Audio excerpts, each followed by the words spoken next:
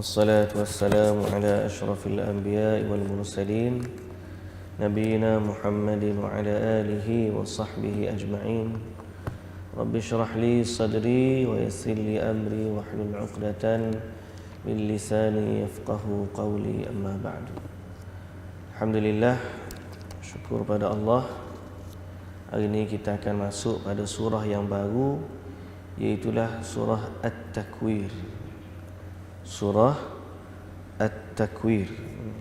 Surah At-Takwir ialah surah yang ke-81 dalam juzuk yang ke-30 pada muka surat 586. Muka surat 586.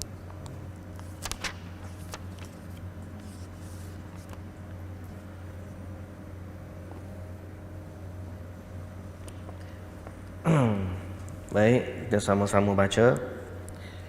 Kita akan baca dari ayat yang pertama sampailah ayat yang ke-18. Sampai ayat yang ke-14 lah, 14 sampai ayat yang ke-14.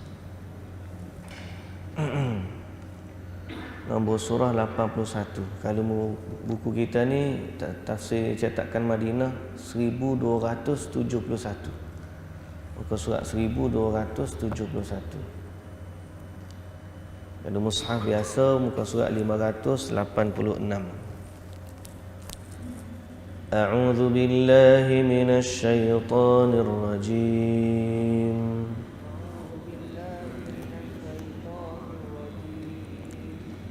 Bismillahirrahmanirrahim.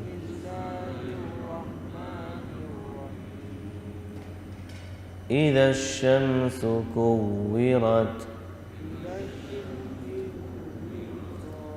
wa idza an-nujumu kadarat wa idzal jibalu suyirat wa idzal 'isharu 'uttilat wa idzal wuhushu hushirat wa idzal biharu sujjirat wa idzan nufusu zuwijat wa idzal maw'udatu su'ilat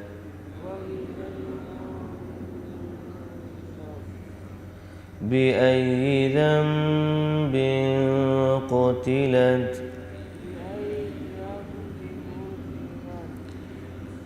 wa idza as-suhufu nushirat wa idza as-samaa'u kushitat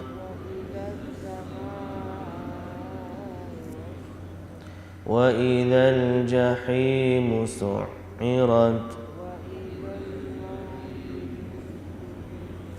wa idza al-jannatu uzlifat alimat nafsum ma ahdarat.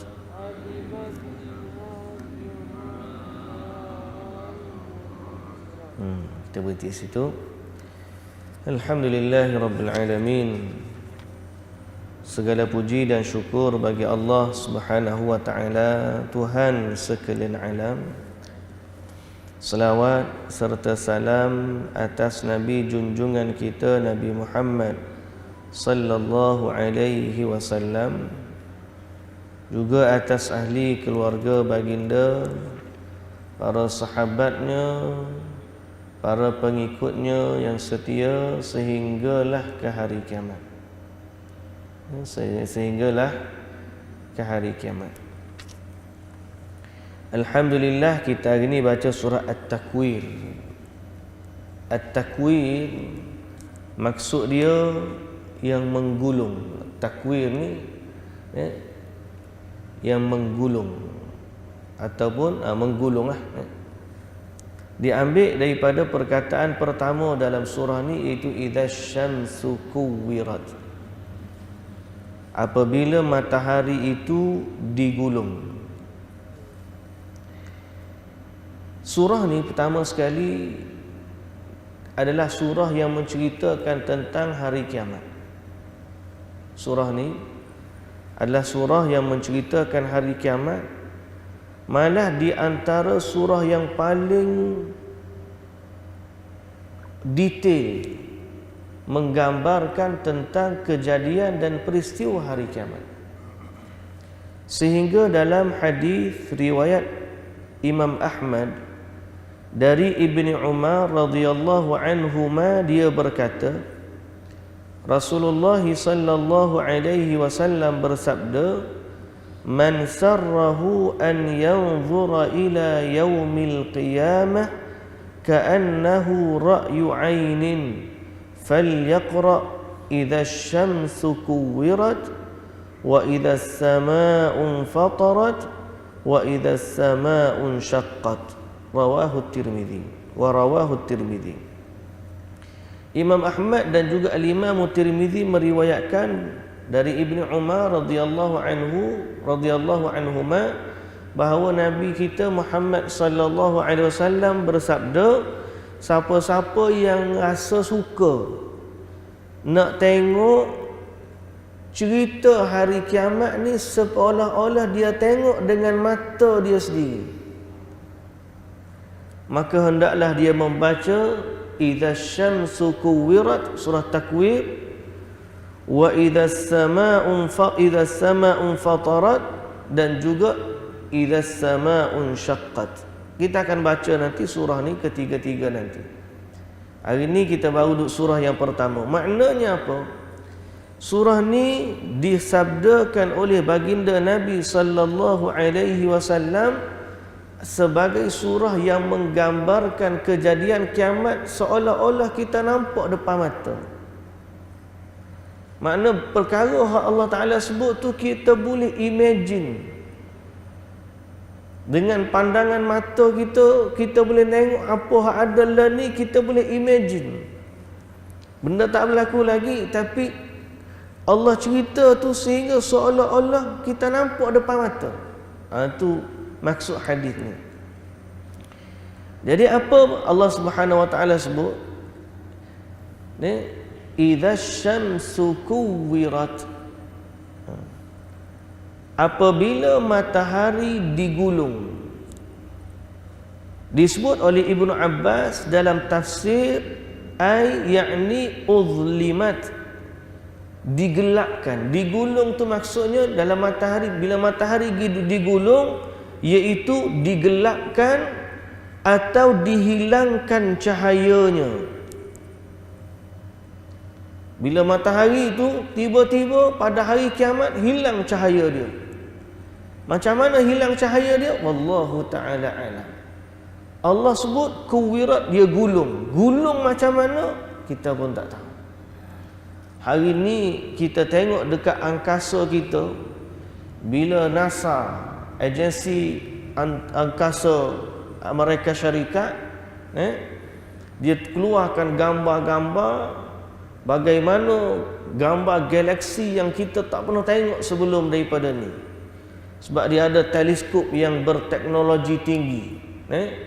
Teleskop hak jenis baru ni, dia boleh tengok detail lagi dan dia boleh tengok lagi jauh daripada yang sebelum ni. Lalu dia keluarkan gambar-gambar nebula-nebula, letupan-letupan bintang yang jadi seperti bunga-bunga yang indah. Dan dia gambarkan galaksi-galaksi yang banyak. Semuanya ada cahayanya masing-masing. Kemudian Allah Ta'ala cerita, bila kita relate dengan apa yang kita tengok, kita boleh bayangkan sebuah sedikit. Tiba satu hari nanti, Allah Ta'ala hilangkan cahaya matahari, gelap gulita. Kalau kita ni tak ada cahaya matahari, apa jadi? Dalam surah yang lain Allah Subhanahu wa taala sebut,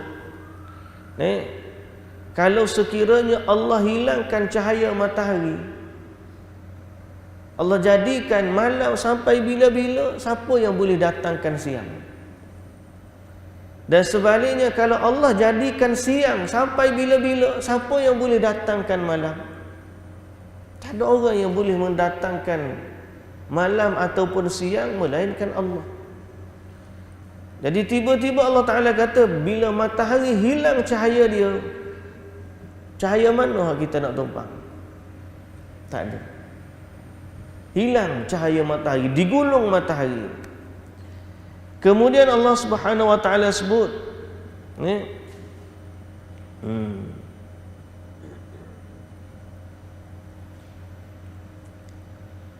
ataupun dalam hadis riwayat Al-Imam Al-Bukhari dari Abi Hurairah radhiyallahu anhu, dari Nabi sallallahu alaihi wasallam, asy-syamsu wal qamaru yukawwirani yaumal qiyamah. Matahari dan juga bulan, kedua-duanya akan digulung pada hari kiamat, yakni hilang cahayanya. Matahari pun tak ada cahaya, bulan pun tak ada cahaya bila Allah Ta'ala jadikan kiamat. Wa idzal jibalu suyirat, dan apabila gunung-gunung dihancurkan, apabila gunung-gunung dihancurkan. Hancur macam mana? Kita dah baca dalam surah Al-Qari'ah sebelum daripada ni, yauma yakunul jibal wa takunul jibalu kal'ihnil manfush. Gunung-gunung jadi seperti bulu-bulu yang dihamburkan. Macam mana bulu yang dihamburkan? Kita ambil bantal tu, biasa bulu dalam bantal tu ada bulu-bulu ayam. Bantal pecah, kita tengok tak payah pergi pecah kat dalam rumah lah. Google dia, tengok kat YouTube, bantal pecah bulu ayam, bantal bulu ayam pecah. Tuan-tuan tengok dalam tu macam mana terhamburnya bulu-bulu daripada bantal yang pecah. Maka begitulah kalau kita nak imagine, Allah Ta'ala sebut hari akhirat, gunung-gunung berkecai seperti bulu-bulu yang dihamburkan. Paling dekat kita boleh bayang ialah sifat volcano, gunung berapi yang nak meletus. Sebelum daripada dia keluar lava tu, dia akan keluar, dia akan ledakkan dulu, orang panggil debu-debu, tanah-tanah yang ada, sehingga naik ke langit berkilometer. Naik ke langit ni beratus meter, kalaupun tidak berkilometer. 1 kilometer ke naik ke udara atau berkilometer, memang boleh berlaku. Hancur.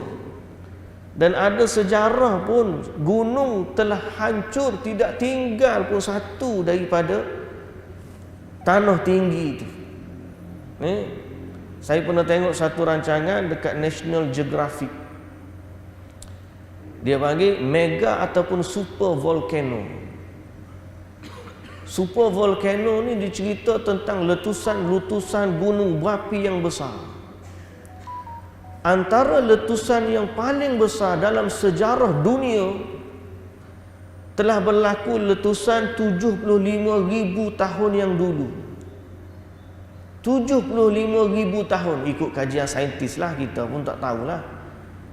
Ikut kajian saintis, 75,000 tahun yang dulu telah berlaku satu letusan gunung berapi yang telah menyebabkan banyak populasi binatang ni pupus, yang telah mengubah cuaca dunia menjadi sejuk, yang telah menyebabkan berlakunya bencana yang besar di seluruh dunia. Bukan sekadar tempat tu je, di seluruh dunia. Sebab kandungan sulfur yang diledakkan oleh gunung ni sampai ke satu lapisan di atas atmosfera kita ni, yang dia lambat dia nak turun. Dia duduk belaga, duduk pusing dunia, ambil masa beberapa waktu yang lama untuk dia turun balik ke bumi. Kuatnya letusan tu. Maka saintis kaji punya kaji, dia ni ada, dia panggil ada footprint lah bahasa kita, dia jejak debu gunung berapi tu. Dia jumpa satu debu dekat dengan kutub utara. Dia jumpa debu dekat-dekat dengan Afrika. Dekat kutub utara tu dia jumpa dalam lapisan ais yang dalam, dia korek, jumpa lapisan sulfur yang tarikh dia 75,000 tahun yang dulu. Dia jumpa satu fosil binatang yang mati di Afrika. Bila tengok fosil tu 75,000 tahun yang dulu. Kemudian dia tengok debu gunung berapi tu 75,000 tahun, kaji, dia tak jumpa mana gunung dia. Sebab gunung berapi ni, setiap debu dia tu kalau dikaji dekat bawah mikroskop tu, dia akan tahu debu ni asal dari gunung mana. Punyalah manusia dah kaji ni. Kaji, dia dapati debu hak menyebabkan kutub utara tu, debu tu ada di kutub utara yang menyebabkan binatang di Afrika pupus. Banyak sekali gunung tu duduk di Indonesia. Dia pun kaji mana gunung. Kat Indonesia ni banyak gunung berapi. Kaji. Nak kata Krakatau bukan Krakatau. Nak kata di Filipina Pinatubo bukan Pinatubo. Kaji. Paling banyak ada di sekitar Danau Toba. Rupanya dia pun naik bot. Dia bawa sensor ni, kaji pula kedalaman tasik Danau Toba. Jadi tasik tu bukan macam ni. Tasik tu macam kawah yang dalam. Akhir sekali saintis memutuskan bahawa debu gunung berapi yang telah menyebabkan kepupusan banyak binatang dulu, balik 75,000 tahun yang dulu, gunung yang telah meletuskan itu telah pun hilang. Dan kawah gunung berapi itu hanya tinggal jadi tasik Danau Toba.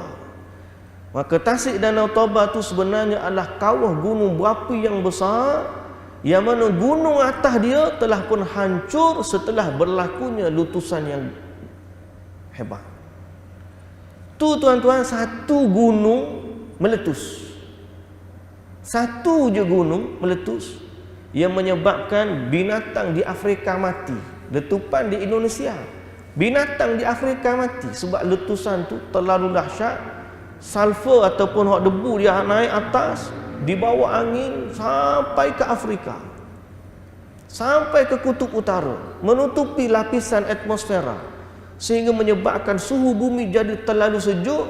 Jadilah musim apa panggil Ice Age bahasa kita, zaman ais dikejar. Ni saintis berbicara, kita boleh tengok rujuk.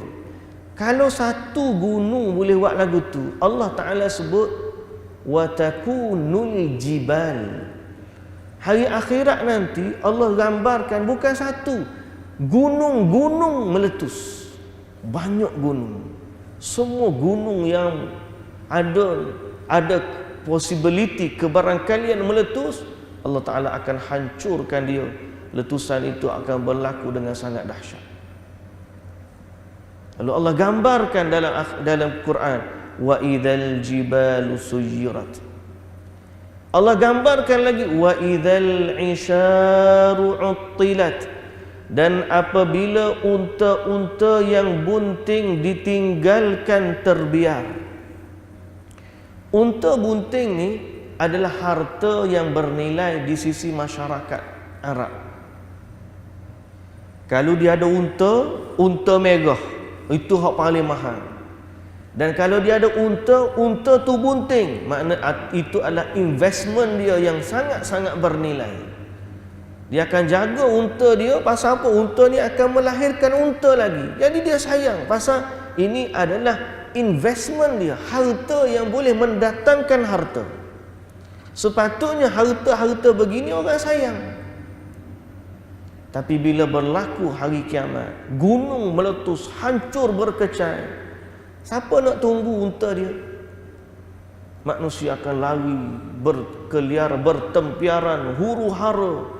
Sehingga unta-unta yang sebelum ni dijaga sebagai harta yang sangat-sangat bernilai, wa idzal isyaru uttilat, unta-unta ini ditinggalkan begitu saja. Wa idzal wuhushu husyirat, dan apabila binatang-binatang liar dihimpunkan, binatang-binatang liar dihimpunkan.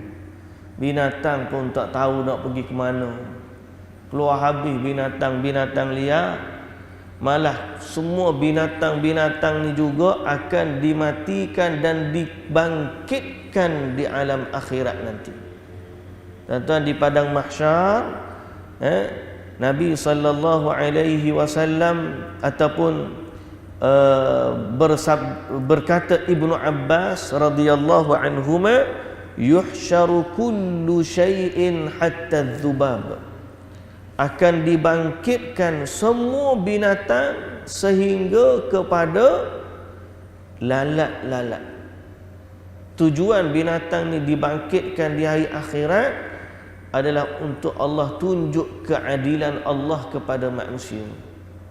Sebelum berlakunya perhitungan antara manusia, Allah Ta'ala akan hitungkan dulu dan Allah hukum dulu binatang-binatang depan mata manusia. Binatang hak bertanduk dulu dia buat naya kepada yang tak ada tanduk. Allah cabut tanduk dia, Allah bagi kepada binatang yang dulunya tak ada tanduk, ke membalas balik perbuatan dia di dunia dulu. Maka binatang-binatang akan membalas kezaliman-kezaliman yang dilakukan ke atas mereka di dunia. Walaupun yang zalim tu, yang buat jahat, buat naya tu binatang juga, Allah Ta'ala yang maha adil akan Allah Ta'ala tegakkan keadilan pada hari tersebut. Jadi manusia pun tengok, semua jadi takut berlaku. Allah Ta'ala gambarkan lagi, wa idzal biharu sujjirat, dan apabila lautan itu dipanaskan,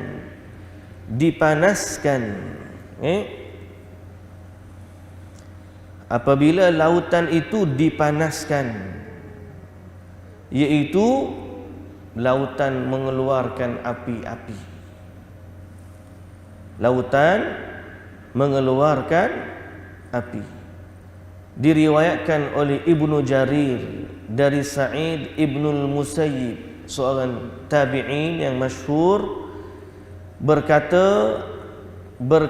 bertanya Ali radhiyallahu anhu kepada seorang lelaki dari kalangan Yahudi. Dia tanya, aina jahannam? Neraka jahannam tu duduk mana? Neraka jahannam tu duduk mana? Yahudi tu jawab, duduk di laut. Duduk di laut. Ada di lautan. Kata dia Ali radhiyallahu anhu, ma arahu illa sadiqa. Aku rasa jawapan dia betul, ataupun tidaklah pada pandanganku melainkan jawapan dia betul, kerana Allah sendiri menyatakan wal bahrul masjur, dan apabila lautan itu dinyalakan,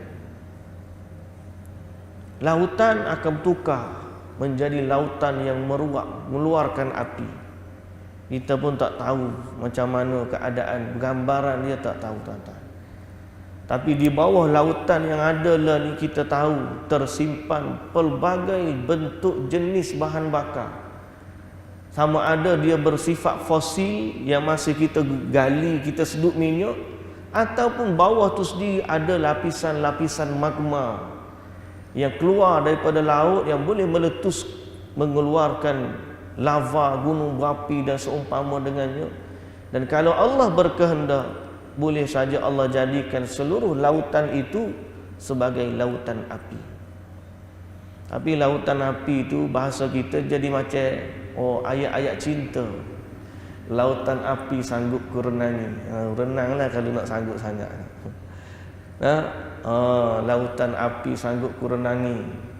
Gunung yang tinggi sanggup ku daki dah. Punyalah ayat-ayat cinta. Kita bila dengar lautan api, ia adalah gambaran hari kiamat. Kemudian Allah Ta'ala kata lagi, wa idzan nufusu zuwijat, dan apabila ruh-ruh dipertemukan dengan tubuhnya, zuwijat, dipasang-pasangkan. Disebut kalau azwaj, zauj ni dalam bahasa Arab dipanggil pasangan. Kalau kita panggil isteri itu zaujah, kalau suami kita panggil zaujun. Zaujun lelaki, zaujah perempuan. Zauj, wa khalaqnakum azwaja.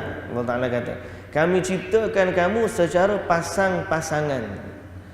Jadi bila wa idzan nufusu zuwijat, apabila jiwa-jiwa itu dipasang-pasangkan. Ada yang faham seperti mana dalam terjemahan kita, nyawa dipasangkan balik dengan tubuhnya. Nyawa dipasang balik, dipertemukan balik dengan tubuhnya. Ada juga faham ai jama'a jumi'a kullu syaklin ila nadhirih, dihimpunkan setiap bentuk kepada yang sepertinya. Maknanya apa? Bentuk-bentuk yang sebelum daripada ni berkecai, berhancur lebur, dicantumkan kembali. Lalu tubuh ni, kalau dulu tangan tu hilang, hancur lebur dan sebagainya, kaki tak tahu mana, dicantumkan kembali, kemudian dimasukkan nyawanya kembali, iaitu manusia akan dibangkitkan. Wa idzan nufusu zuwijat, wa idzan nufusu zuwijat. Kemudian Allah Ta'ala kata lagi, wa idzal mau'udatu su'ilat, dan apabila bayi-bayi perempuan yang ditanam hidup-hidup itu ditanya. Makna termasuk yang dihimpunkan tadi, yang dicantumkan tadi, nyawa dengan tubuh, iaitulah bayi-bayi perempuan yang sebelum ini dibunuh hidup-hidup. Lalu mereka juga akan bangkit kembali dan ditanya kepada mereka, bi ayyi dzambin qutilat, atas dosa apa dia dibunuh? Ditanya, yakni dipersoalkan. Siapa yang akan ditanya ni? Hak jo bunuh, Kenapa kamu bunuh? Kenapa anak kecil ni dibunuh? Wa idzas suhufu nushirat, dan apabila catatan-catatan dibentangkan. Apabila catatan-catatan dibentangkan. Okey? Dibentangkan di sini ai berkata ad-Dhahhak, u'tiya kullu insanin sahifatahu biyaminihi aw bishimalihi. Di saat itu dibentangkan kitab-kitab catatan amalan manusia dan diserahkan kepada mereka, sama ada dengan tangan kanan ataupun dengan tangan kiri. Okey? Sama ada dengan tangan kanan ataupun dengan tangan kiri. Jadi nasyru ni diedarkan, Dia bukan pergi kutip dah, dia datang, kemudian kitab tu datang kepada dia. Allah Ta'ala sebut, wa kulla insanin alzamnahu ta'irahu fi unuqih. Setiap orang tu kami ikat ta'irahu, kitabnya, tapi Allah Ta'ala sebut sebagai ta'ir, yang menunjukkan kitab tu datang kepadanya sendiri. Macam mana dia datang? Wallahu ta'ala a'lam. Ada seorang syekh lah, boleh kita sebut nama dia, Tariq Suwaidan. Saya pernah dengar cerita. Dia ada satu kaset dulu zaman saya belajar dulu, silsilah cerita kiamat. Saya suka dengar kaset tu. Even waktu saya mula-mula balik belajar dulu pun, kita buat terjemahan cerita hari kiamat ni, dan kita baca kitab Tazkirah Al-Imam Al-Qurtubi. Dia sebut dalam cerita tu, dia kata antara yang berlaku pada kiamat ni, bila dikumpulkan ayat-ayat, kitab-kitab ni datang dalam satu mana situasi mereka berterbangan memenuhi langit nak cari tuan dia. Setiap orang tu datang, kitab tu mari kat dia, mari. Ni bukan satu dua, berbilion-bilion. Wallahu ta'ala alam. Tapi yang penting bila kitab tu datang, ada orang terima tangan kanan, ada orang dia takut terima dengan tangan kiri, dia pun sembunyi tangan kiri dia di belakang. Lalu Allah Ta'ala sebut dalam surah Al-Fajr, wa amma man utiya kitabahu wara'a dhahrihi. Ada juga orang yang diberikan kitab daripada arah belakang, iaitu orang yang menyembunyikan tangan kirinya di belakang. Kitab tu tetap akan datang kepada tangan kirinya dari arah belakang tempat dia sembunyikan tangannya. Jadi tak boleh nak lari, mesti dapat kitab ni. Kalau orang baik mesti dapat tangan kanan, kalau orang jahat mesti dapat tangan kiri, walau apa pun dia buat. Asyaknya Allah Ta'ala sebut gambaran akan berlaku pada hari itu. Wallahu ta'ala alam. Wa idhas sama'u kushitat, dan apabila langit dilenyapkan.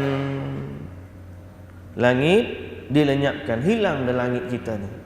Langit kita ni tak ada. Langit dunia ni Allah Ta'ala gulung langit tu. Yauma natwis samaa'a ka tayyis sijilli lil kutub. Dalam ayat lain Allah Ta'ala kata Allah gulung langit seperti mana orang gulungnya lembaran-lembaran kertas. Kita tengok orang gulung kertas lagu mana, gitulah langit atas ni akan digulung oleh Allah pada hari kiamat. Jelas gambarannya. Wa idzal jahimu su'irat, dan apabila neraka jahim dinyalakan. Wa idzal jannatu uzlifat, dan apabila syurga didekatkan. Semua itu akan berlaku serentak. Manusia akan merasai dan berada dalam keadaan tersebut. Pada hari tersebut Allah Ta'ala kata apa? Alimat nafsum ma ahdarat, maka setiap jiwa akan mengetahui apa yang dia telah lakukan. Kepada hari itu beradalah manusia pada hari kiamat. Muslimin dan muslimat yang dirahmati Allah, ini adalah hari yang pasti akan berlaku, walaupun kita hanya dengar sekarang ni cerita ni. Pasti berlaku. Sebab yang cerita ni adalah Allah Subhanahu Wa Taala, Tuhan empunya langit dan bumi.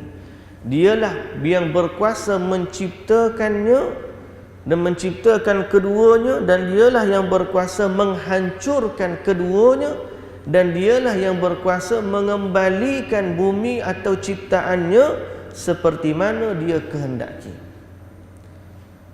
Kita sebahagian daripada plot-plot yang akan berlaku padanya kiamat.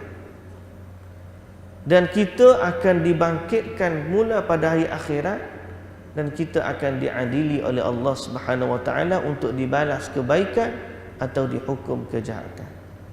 Semoga Allah Subhanahu Wa Taala menyelamatkan kita pada hari akhirat kelak, merahmati kita semua. Sebab tu bila saya sebut semalam, cerita hari akhirat ni adalah motivasi yang sangat-sangat penting untuk kita memperbaiki dan memperbanyakkan amal ibadat kita. Dan saya sekali lagi nak pesan, bersungguh-sungguhlah dalam soal melakukan amal ibadah sedaya yang kita mampu. Dan Allah Ta'ala kata qu anfusakum wa ahlikum nara, jaga diri kamu dan ahli keluarga kamu daripada api neraka. Dan Allah Ta'ala juga kata, aku panggil wal tanzur nafsum ma qaddamat lighadin, hendaklah satu-satu nyawa tu melihat apa yang akan dia bawa pada hari esok. Suka saya ambil iktibar ataupun kita pesan untuk diri kita sendiri. Sebahagian daripada masyarakat bila buat baik kepada orang dari sudut ibadat dia suka. Bagi contoh, sebahagian orang kita nak buat baik kepada orang yang dah mati. Bila dia meninggal, sebahagiannya pergi baca tahlil untuk orang mati. Sebahagian orang pergi baca Quran untuk orang dah mati. Sebahagian orang buat kenduri pula untuk orang mati, sedekah, infak dan sebagainya. Walaupun perkara tersebut masih dah diperbincangkan. Tapi fokus yang saya nak sebut ialah, kenapa kita bila diajak untuk baca Quran untuk orang yang dah meninggal, kita pergi konon-konon nak sedekah kat dia. Kita baca untuk zikir, konon-konon nak sedekah kat dia, kita pergi baca. Tapi bila kita ajak, mari kita baca zikir untuk kita sendiri. Kita kata, jom kita mari baca zikir pagi. 3 qul kita baca. Untuk siapa? Untuk kita. Ayat kursi untuk kita baca. Untuk siapa? Untuk kita. Zikir la ilaha illallah wahdahu la syarika lah, lahul mulku wa lahul hamdu wa huwa ala kulli syai'in qadir. Untuk siapa? Untuk kita. Asbahna wa asbahal mulku lillahi walhamdulillah. Untuk kita. Beramal untuk kita sendiri lebih utama dan lebih patut, lebih bersungguh daripada beramal untuk orang lain. Betul tak? Pasal apa? Pasal kita masih ada kesempatan untuk beramal. Bila dah tak ada dah amalan kita, kita tak ada dah, putus dah amalan kita. Melainkan kalau ada anak-anak yang salih yang mendoakan kita, alhamdulillah. Atau ada amalan jariah, sedekah jariah yang kita sumbang, sampai lagi pahala kat kita. Atau ada ilmu yang bermanfaat yang kita ajar di dunia, orang amalkan selepas kita mati, kita dapat pahala di akhirat atau dalam kubur. Tapi yang utama, amalan kita untuk kita ni, kita kena sungguh. Kalau kita baca untuk orang 100 kali, untuk kita patutnya 1000 kali. Contoh, tapi Nabi tak pernah ajar pun sampai 1000 kali. Kalau kita boleh baca untuk orang Quran, kita baca untuk kita. Jangan tunggu orang panggil. Tak, setengah orang kita tunggu orang panggil. Kalau dia nak duduk, tak. Tapi kalau orang ajak, mari kita pergi ada tahlil sana, pergi dia. Baca tahlil untuk orang, untuk dia. Untuk dia. Duduk sebentar antara waktu maghrib, isya, antara subuh sampai duha, antara zuhur dengan asar. Duduk baca Quran, duduk zikir, duduk majlis ilmu. Untuk kita. Persiapan untuk kita. Jadi muslimin dan muslimat yang dirahmati Allah Subhanahu wa taala, cerita-cerita hari akhirat ni memberikan motivasi kepada kita sekali lagi untuk kita menambahkan amal ibadah kita. Biarlah sikit tapi istiqamah, lebih baik daripada banyak tapi berhenti. Jadi kita harapkan agar hak mari dah ni yang ikut kelas online kita juga, dan juga ustaz hak mengajarlah utamanya ni, Allah Ta'ala rezekikan kepada kita pertama keikhlasan dalam menghadiri majlis ilmu, agar majlis ni memberi manfaat kepada kita dari sudut ilmu dan dari sudut pahala. Yang kedua, kita doakan kepada Allah Azza wa Jalla agar Allah bagi kita kesihatan untuk kita istiqamah dalam majlis ni. Pakak mari kita baca Quran sikit, setengah muka surat, okey. Baca pula terjemahan, okey. Ada faedah, okey. Jadi pula medan dakwah kita, mesej-mesej yang kita terima, kita type, kita share pula ke orang lain, jadi ilmu yang bermanfaat untuk orang. Inilah persiapan untuk akhirat kita. Inilah persiapan untuk akhirat. Mudah-mudahan kita tak tahu, yang terima amalan kita ni Allah saja. Kita tak tahu sama ada Allah terima ataupun tidak, kita tak tahu. Tapi kita husnudzan, kita berharap kepada Allah agar Allah terima segala amal ibadat ni. Sampai hari akhirat kita kata, ya Allah, mujurnya kita hari itu sibuk untuk memperbanyakkan amal ibadah untuk diri kita. Ingat ayat alimat nafsun ma ahdarat. Setiap jiwa akan tahu pada hari tersebut apa yang dahulu dia lakukan. pada hari dibentangkan amalan, Allahu Akbar, kita pun bimbang. Tapi itulah, waktu ngajar ni ingatlah, bila balik rumah ni, bukan kita juga, bukan tuan-tuan, bukan saya je.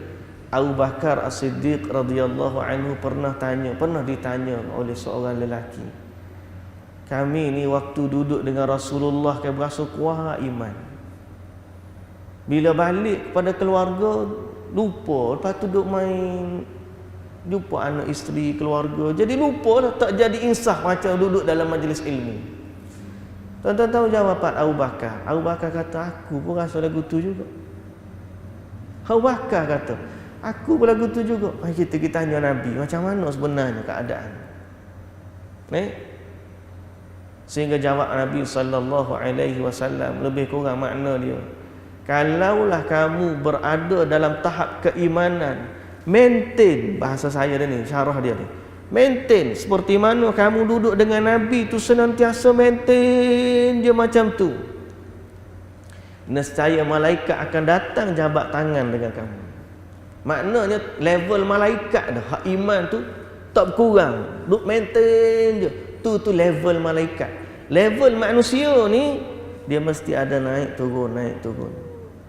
Sebab Allah Ta'ala atau Nabi sallallahu alaihi wasallam sebut, kullu bunu Adam khata'. Setiap anak Adam pasti buat salah. Tapi Nabi hujungkan hadis tu, wa khairul khata'in at-tawwabun. Sebaik-baik orang yang buat salah ialah orang yang bertaubat. Malah kalau tak ada orang Allah Ta'ala suka dia ni mengampunkan dosa. Kalau tak ada orang yang bertaubat kepada Allah, Allah Ta'ala akan jadikan orang yang berdosa kemudian beristighfar kepada Allah. Jadi maknanya saya nak sebut, jangan kita gundah gulana. Kita kata aku ni tak tahulah, jahat sungguh, nakal, kain ngaji dengar, lepas balik tak ingat balik. Tak, itulah normalnya sifat manusia. Cuma Allah bagi kepada kita tanggungjawab untuk jaga, untuk jangan terlalu mengikut hawa nafsu. Allah bagi kepada kita akal, Allah bagi kepada kita Quran, Allah utus kepada kita Rasul, Allah sampaikan wahyu kepada kita sebagai panduan. Lalu dengan panduan dari Allah itulah kita kawal diri kita, kita kawal hawa nafsu kita, kita berusaha untuk melakukan amal ibadah, dan kita minta pertolongan dengan Allah. Allahumma a'inni ala zikrika wa syukrika wa husni ibadatik. Ya Allah, bantu aku ya Allah dalam memperelokkan ibadah kepadamu. Jadi mudah-mudahan Allah Ta'ala bagi kekuatan kepada kita. La haula wa la quwwata illa billah. InsyaAllah besok hari kita akan sambung surah At-Takwir ni, bermula daripada ayat yang ke-15 sampai ayat 29 insya-Allah. Subhanakallahumma wa bihamdika asyhadu an la ilaha illa anta astaghfiruka wa atubu ilaik. Aqulu qawli hadha wa astaghfirullahal azim li wa lakum. Wassalamu alaikum warahmatullahi wabarakatuh.